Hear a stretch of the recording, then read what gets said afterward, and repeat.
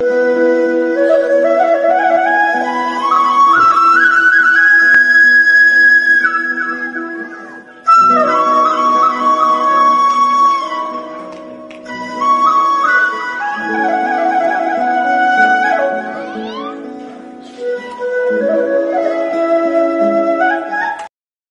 पीने वाला अमर तो होता ही है, उसको अभयता भी मिलती है, फिर किसी प्रकार का भय उसके जीवन में नहीं होता।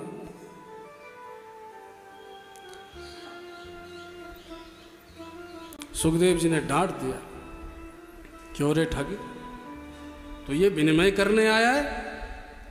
अरे सीधे साधे चुपचाप कथा पांडाल में पीछे बैठ जाते, कथा सुनते तो हम नहीं भगाते, पर तुम तो कथा का विनिमय करने आए हो।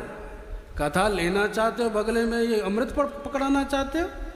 कहाँ तुम्हारा ये अमृत कांच जैसा, और कहाँ हमारी श्रीमद् भागवत बहुमूल्य मणि के समान।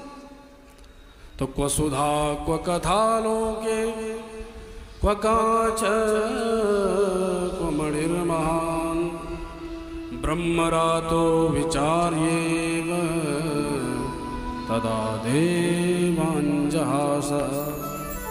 सुखदेव जी जोर से हंस पड़े, ठगो भाग जाओ यहां से, ये कथामृत तुम्हारे लिए नहीं है, क्योंकि तुम विनिमय करने आए हो।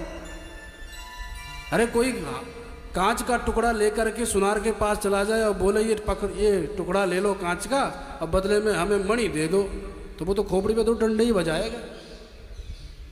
तुम कहाँ ये कांच रूपी अमृत लेकर के आ गए और बहुमूल्य मणि लेना चाहते हो?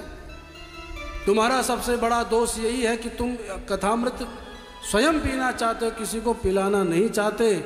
और भैया ये श्रीमद् भागवत की सार्वभौमिक प्याऊ है, ये व्यास जी ने सबके लिए बनाई है, छोटा बड़ा ऊंचा नीचा सब इसका पान कर सकते हैं। डांट दिया, भगा दिया।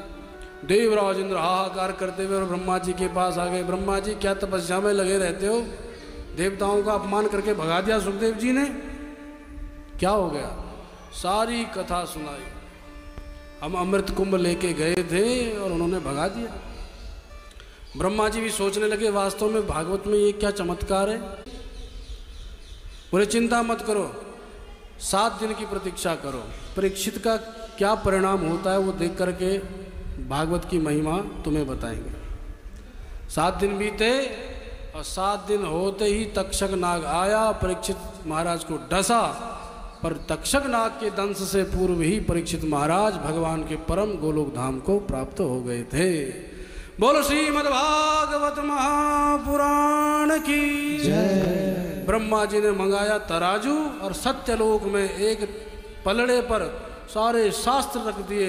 अरे शास्त्रों को छोड़ो, अपना बनाया ब्रह्मांड भी रख दिया, 14 भुवनात्मक सारा ब्रह्मांड रख दिया। पर जैसे ही दूसरे पलड़े पर श्रीमद् भागवत पधराई तो भागवत रूपी पलड़ा बैठ गया, सारे शास्त्र और संसार उठ गए। ब्रह्मा जी समझ गए ये साक्षात साधारण पुस्तक नहीं है, कोई ग्रंथ नहीं है, ये साक्षात श्री राधा कृष्ण ही विराजमान है। बोलो राधा कृष्ण भगवान की। लघुन्यानि जातानि गौरवेण इदं महत् तदा ऋषिगणा सर्वे विस्मयं परमं जयो। सब विस्मित हो गए, क्योंकि ब्रह्मा जी की सभा में बड़े बड़े ऋषि महर्षि विद्यमान थे। ऋषि हैं, महर्षि हैं, देवर्षि हैं, तपस्वी महात्मा हैं। सब ने एक साथ उद्घोषणा करी कि कलिकाल में जो श्रीमद् भागवत की शरण ग्रहण करेगा उसको निश्चित ही बैकुंठ मिलेगा। ये भागवत की महिमा है। बोल भागवत महापुराण की।